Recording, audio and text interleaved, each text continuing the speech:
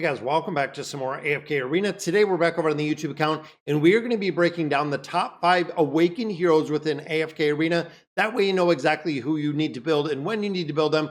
And overall, we are going to start with the most powerful hero that we have today in AFK Arena, which of course is Envidil. Now this hero has a lot of utility. We are seeing him as best in slot damage dealer in a multitude of game modes. Thinking of the Cursed Realm, the Nightmare Corridor, the Treasure Scramble, absolutely dominating all of those game modes. But then you start looking at campaign formations, you start getting into Temporal Rift, you even look at the Twisted Realm. He is being run pretty much in every formation that we have within AFK Arena, allowing to absolutely dominate. Now, of course, the build on any of these Awakened heroes are going to take them to a 30960. That is going to be kind of the minimum where you want to build them. Now, a hero like this, you do want to kind of build them up a little bit above and beyond. As you can see right here, we did add a plus 40 signature item on him. The reason being, when it comes to this hero and when it comes to some of your very high damage dealing heroes, the higher you build them, the better they're going to perform. When you start adding extra attack on there, when you add more crit, when you add more physical pierce, the damage is going to essentially just scale with their stats. Even looking at the inn, looking at the furniture that we have actually built here, we have taken him up much higher than that 9 of 9. Now he is unique because the furniture that he possesses, if you go in here and you strengthen his furniture, all 3 pieces of his furniture, the hanging furniture, the small and the large furniture, all have really good additions to the damage that he's going to do. Then when we look on the engraving side, I actually took him up to a 70. So the big thing with him is when you start looking at the physical pierce, when you look at the accuracy, the attack, even the crit that this hero possesses, it is a game changer the way that hero is going to really perform. When you start building him up again, when you start adding more stats on him, it is really going to make a big difference with how he scales, doing incredibly well. Now, as far as the collection, he is looking for this crit damage amplification. You can kind of do a mix, some crit damage amplification, but overall, this hero is going to be absolutely broken. Now, you'll also notice we have the skill level 2 on here because we do want to increase the attack rating he possesses overall in this hero, making him super effective. And that is the reason why when it comes to the top 5 heroes, Envidil is still coming in at number 1, guys. Still the best in slot 1 that we see. The number 2 coming in is the awakened version of Shemira. Now, she is not a primary damage dealer in most game modes, really any game modes.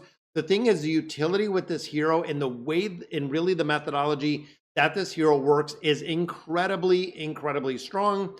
Even thinking of kind of the build, the optimal build you want to get her to is a 30960, which, like I had said, with most of the awakened heroes, it is going to be that exact same. The 30960 on these heroes is going to be a game changer. It is going to unlock all of the skills and abilities that they possess. As you can see right here, I did build her up a little bit further just for that energy reduction, which again, short of PvP, not going to make a big difference. Now, one thing that we did note is when it comes to collections, and I do not want to recycle this collection, but when it does come to collections, that you do want to build up a timeline watch. That is what you want to put on this hero specifically, especially with the +1 skill. Now, you can see I did build this collection for her specifically, trying to boost up HP. Now, one thing to remember is specifically with this tank and some other tanks, they are based on HP. So you want to build it up. And again, like Finn was saying over on the stream, Timeline Watch is what you want because of the +1 ability that it possesses right here. Every 0.5 seconds, the time is stopped. The damage inflict equal to 15% of the holder's max HP on an enemy hero. When you scale with max HP, this is going to amplify the damage that she can do, which is also really, really good. Now, again, with furniture on her, I don't think I built her up too much further. These were just kind of pieces when she was still kind of new.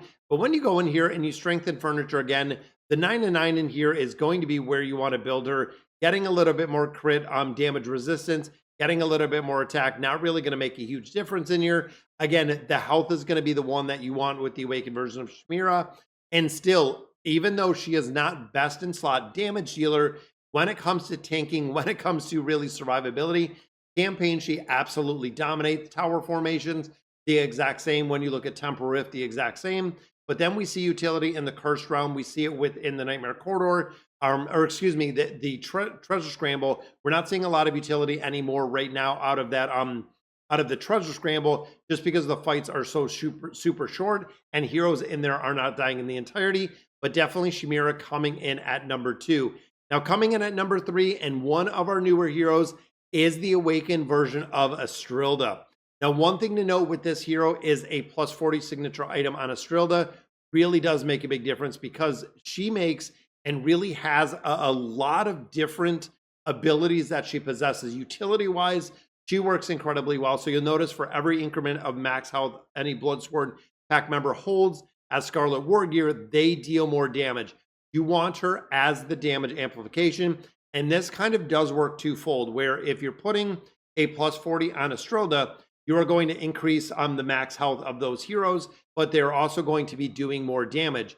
Now, like we had said with this hero specifically, she has a lot more utility. And what we mean by that is some formations, some combat, she is a best in slot damage dealer. In some formations, on the other hand, she is playing almost a supportive role with the shielding and with the healing aspect that she has, of course, buffing kind of across the board.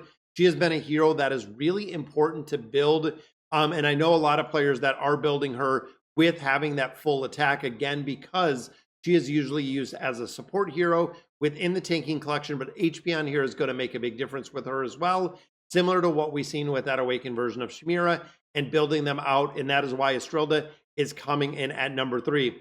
Now, number 4, which is surprising, which is new, we're seeing a lot more utility in this hero, is the awakened version of Fawkes. Now, with the awakened version of Fawkes, you can see right here, we have him at a plus 30 signature item. And overall, with him being a mage, there are some important things to consider. Is taking him up to a plus 40 signature item is going to amplify the damage this hero is doing. So we've even started seeing him as a best in slot damage dealer in some formations. Death rattle damage is increased 30%. So this is a straight damage increase for Fawkes. The damage can be further boosted on how much higher Fawkes' current max health is compared to initial max health. So again, going back to max health, in this hero, of course, being a mage, magical pierce. So what a lot of players are doing with this one is building out collections that are based on an erosion. Doesn't really make a big difference as far as I remember. But with this hero, they're building out collections that are based on max health and magical pierce. Those are the two. As you continue to increase and really focus on building up his magical pierce a lot higher, this hero is doing a lot more damage. Recommended in here, again, base 30960. Getting that plus 40 signature item is going to do a lot more damage. And then, of course, looking at the 60 is going to be a damage multiplication for the entire team. After all 4 spirit caskets have been enchanted, the attack power of all allied heroes will be increased by 40%, capped at 160% of Fawkes' attack rating, meaning he can also play the role as a buffer in formations, and he does play that role of buffer incredibly well in here, which is a reason why absolutely coming in number 3.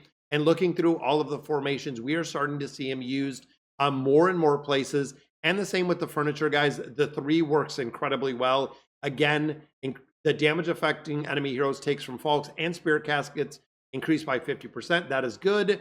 9 of 9 imperative for every 1 point of magical pierce. And again, building up a collection with magical pierce and that health, the damage and health loss affected enemy heroes take will be increased by 1% for 9 seconds, capped at a 75% increase. Fawkes is going to continue to rise in utility as we see really the finding places and players actually having Fawkes built. It is going to make a big difference. And of course, the shock in number 5, building out the top 5 list, is the awakened version of Thoren, another Graveborn hero. Now, when it comes to this hero, again, utility-wise is going to require that plus 40 signature item, but the 30960 is an absolute requirement. This hero in so many game modes does incredibly well. Thinking of the Slumbering Seal formation, looking at the Treasure Scramble, which is really a big focus early game, the awakened version of Thoren, and Thoren will do incredibly well with the damage that he's putting out, with the survivability, with the straight ability just to, and he has a monster build here, guys. I love how he looks, but at the start of battle, he gains those Storm Blades, and at the plus 40, he enters the Storm avatar state without consuming those Storm Blades, targets the furthest enemy, so again, you can kind of put him where you need to, casting that Ethereal Thunder triggering an additional 6 bolts of lightning, which increases thunderclap. So he boosts the damage that he's doing himself by 25%, makes a big difference in the damage that he's putting out. And of course, the next normal attack is guaranteed to be enchanted. When applying thunderclap to enemies with lower max health than Thoren, energy is also drained. So now he is a big energy draining machine. Then you start looking at the 30 and the 60. This again is another one when they have thunderclap, which we know can be a lot more damage based on a signature item. Energy is also drained in there. And then looking right here at for every 5% of his max health loss throughout the skill, Thoren gains energy, allowing him to just ult a crazy amount of times when it comes into his skills and abilities, allowing him to really throw out a crazy amount of damage. All right, guys, that is Thoren at number 5, but that is going to do it for today's video. Let me know in the comments what you guys think about the top 5 Awakened heroes. And as always, thank you guys for watching.